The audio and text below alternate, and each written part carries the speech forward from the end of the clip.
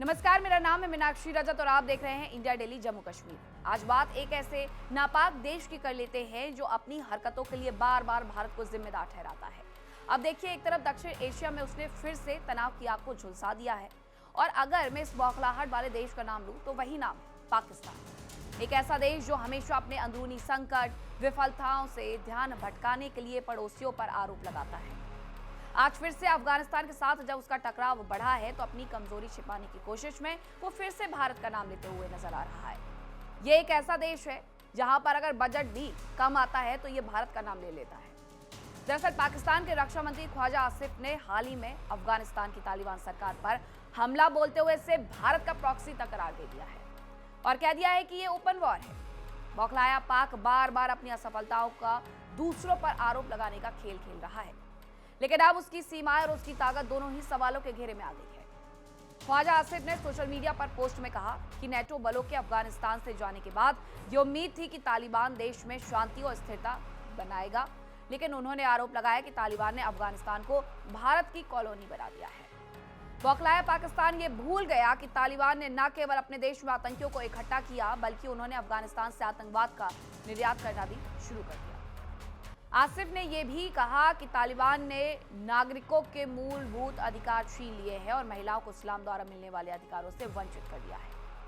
ख्वाजा आसिफ ने दावा किया कि पाकिस्तान ने स्थिति को सामान्य रखने के लिए हर प्रयास किया, चाहे वो सीधे कूटनीतिक प्रयास हो या फिर मित्र देशों के माध्यम से, लेकिन अफगान तालिबान भारत का प्रॉक्सी बन गया है। बौखलाया पाक अब अपनी सीमाओं और अपनी असफलताओं के लिए अफगानिस्तान को जिम्मेदार ठहरा रहा है।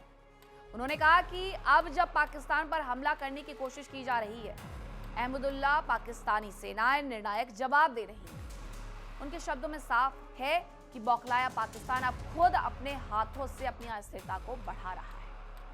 आसिफ ने सीधे तौर पर घोषणा की कि पाकिस्तान का धैर्य समाप्त हो गया है और अब ये खुली जंग है। उनके बयान में ये कहा गया है कि उनकी सहनशीलता ओवरफ्लो हो गई है। अब ये आप और हमारे बीच ओपन वॉर है, यानी कि पाकिस्तान और अफगानिस्तान के बीच में ओपन वॉर है। अब ये दम दम मस्त कलंदर होगा, ये उनकी तरफ से कहा गया। पाकिस्तान की सेना समुद्र पार से नहीं आई है, हम आपके पड़ोसी हैं, हम आपके अंदर बाहर सब जानते हैं। अल्लाहू अकबर, ये तमाम बातें पाकिस्तान की तरफ से ख्वाजा आसिफ की तरफ से सोशल मीडिया पोस्ट में कही गई हैं। ये बयान अपने आप में बौखलाए पाकिस्तान की आक्रामकता और खतरनाक दमनकारी मानसिकता को भी उजागर करता है। पाकिस्तान अफगानिस्तान सीमा पर तनाव तेजी से बढ़ रहा है। इसने दोनों देशों के रिश्तों को हाल के वर्षों में सबसे निचले स्तर तक धकेल दिया है। अक्टूबर में हुई झड़पों के बाद सीमा पार रास्ते ज्यादातर बंद हैं, जिसमें दोनों तरफ 70 से अधिक लोग मारे गए थे। पाकिस्तान ने लंबे समय से तालिबान प्रशासन पर आरोप लगाया कि उसने अपने देश की जमीन से चल रहे आतंकवादी समूहों को नियंत्रित करने में विफल रहा है, जबकि काबुल ने इस आरोप को नकार दिया है। हाल की बात करूं तो पाकिस्तान ने काबुल, कंधार, पकतिया शहरों को निशाना बनाते हुए हवाई हमले किए।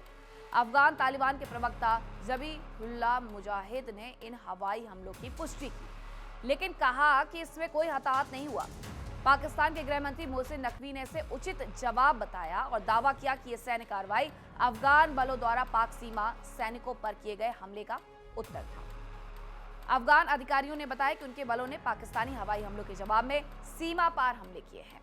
अफगान मंत्रालय ने यह भी दावा किया कि इन ऑपरेशंस में पाकिस्तान के 55 सैनिक मारे गए हैं और कई पोस्ट कब्जे में आए हैं। अफगान रिपोर्ट के मुताबिक कंधार और हेलमंद की दिशा में व्यापक प्रत्युत्तर हमले किए गए हैं। बौखलाया पाकिस्तान इस सब को नजरअंदाज कर रहा है और अपनी कमजोरियों को छिपाने के लिए सिर्फ बयानबाजी करते हुए नजर आ रहा है। इस पूरे घटनाक्रम में एक बात स्पष्ट है कि बौखलाया पाक बार बार अपनी असफलताओं को छिपाने के लिए क्षेत्रीय तनाव बढ़ा रहा है। नक्शे से मिटेगा जैसे जुमले, ओपन वॉर की धमकियां और भारत को दोष देने की कोशिशें, ये सब केवल उसकी असहज स्थिति का प्रतिबिंब है।